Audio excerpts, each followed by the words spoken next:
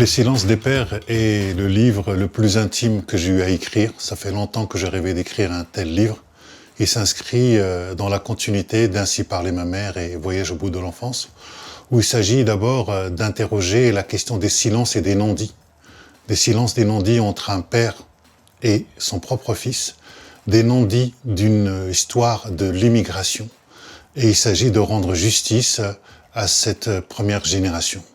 C'est le roman le plus difficile que j'ai eu à écrire parce qu'il s'agit d'abord des silences. Moi, j'ai un père qui est silencieux. De comment dire le silence. Et c'est un silence qui est à la fois sur le fond, parce que nous avons un fils qui revient pour enterrer son père qu'il n'a pas vu pendant 22 ans et donc qui lui-même n'a pas parlé de ses sentiments, de ses peurs, même du ressentiment qu'il peut avoir vis-à-vis de son père et ensuite ce père lui-même qui n'a pas raconté sa propre vie, sa propre histoire.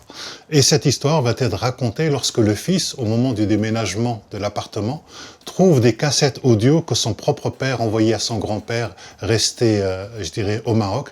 Et à travers ces cassettes audio, il va partir dans une quête, à la quête de ce père, qui vont l'emmener du nord au sud de la France, où il va découvrir que ces pères qui étaient silencieux n'étaient pas aussi silencieux que cela. Donc, qu'est-ce qui fait que ce père a été amené vers ce silence-là?